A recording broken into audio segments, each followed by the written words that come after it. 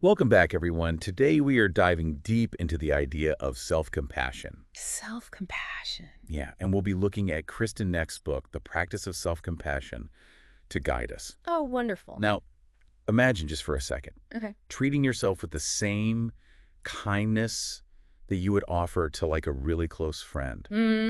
That's like the core idea behind self-compassion. That's a beautiful way to put it. It really is about extending that same warmth and understanding that we so naturally offer to others, but turning it inwards. Yeah, and it's a lot harder than it sounds. Oh, absolutely. Like, when I first heard about self-compassion, I Yeah. kind of thought it was like, well, hmm isn't that just letting yourself off the hook? Right, like giving yourself an excuse. But reading through Neff's book, Mm. it really challenged that assumption. Yeah, she addresses that directly. So tell me a little bit about that. Yeah, so Neff really emphasizes that self-compassion, it's not about ignoring our mistakes or like pretending they didn't happen Right. or wallowing in self-pity. Yeah. It's more about Mm-hmm. how would you approach a friend Yeah. if they were struggling with the same issue? Yeah. With kindness and understanding. Exactly. You'd offer them support and encouragement, not judgment. And that's what we need to learn to do for ourselves. Precisely. And, something that really stood out to me in the book Oh, yeah, what? was that idea that everyone goes through tough times. Mm-hmm. Like, struggling is just part of being human. It is. It's not like a sign of weakness Right. or failure. Absolutely. It's just part of life. It's a fundamental truth. Yeah. Yeah. We all experience setbacks, disappointments, pain. Mhm. It's unavoidable. Yeah, and that really resonated with me because Yeah. sometimes I think we forget that We do. and we can get so caught up in our own struggles. Yeah, we isolate ourselves in our suffering. Yeah, and we start to feel like we're the only ones going through it. Right. And that can be so incredibly isolating. It is, and that's where I think self-compassion can really make a difference. Absolutely. Because if we can remember that we're not alone, Mm. that everyone struggles, Everyone. then it can be easier to be kind to ourselves. And to offer ourselves that grace and understanding that we need. Yeah, so, we've talked about how self-compassion is not about letting ourselves off the hook. Right. But it is about being kind and understanding. Right. But how does that actually translate into being more resilient? Okay, good question. Because the book emphasizes that as a key outcome It is. of self-compassion. Yeah. So resilience is, that ability to bounce back from setbacks. Right, To yeah. learn and grow from our experiences. And Mhm. self-compassion, it really is the foundation for that. Okay. Because it allows us to face challenges without being completely crushed by, Yeah, shame or self-doubt. Yeah. So instead of beating ourselves up for a mistake, right. we can offer ourselves support, Support. understand, create that space to actually learn and move forward. Okay, so it's like when you're already down, Mm. instead of kicking yourself while you're down, Right. you're offering yourself a hand up. Exactly. It's like offering yourself that lifeline. I like that. Yeah.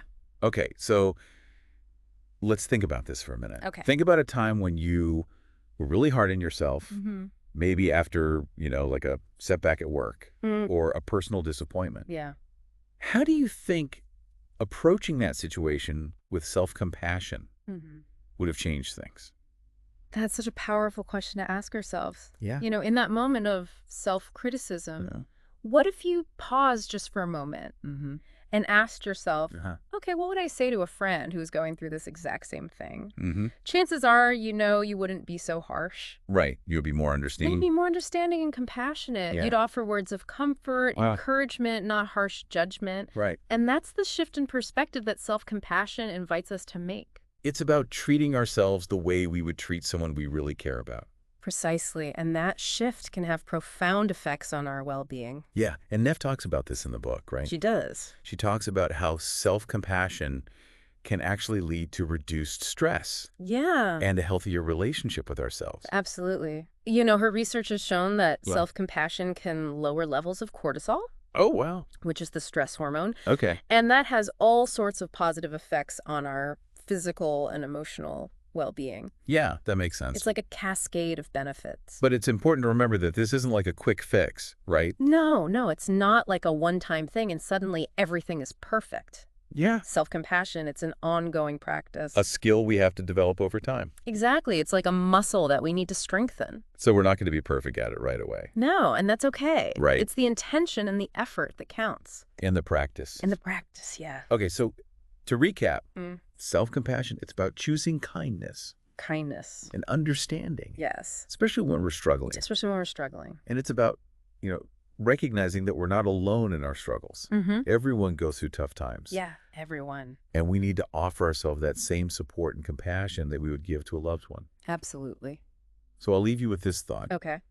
How might bringing more self-compassion into your daily life change how you approach not just the challenges, Right. but also your successes? Ooh, that's interesting. Could it free you to really celebrate your wins without that fear of not being good enough? That's a powerful question. It is. Yeah. So if you found this deep dive helpful, Yeah. we highly recommend you check out Uh-huh. The Practice of Self-Compassion The Practice of Self-Compassion. by Kristen Neff. Kristen Neff. It's full of really practical exercises and insights that can help you cultivate more self-compassion in your own life. It's a wonderful resource. It really is. Yeah. All right, that's all we have for today. Thanks. Thanks for joining us, Thank you. and we'll see you next time for another deep dive. Sounds great.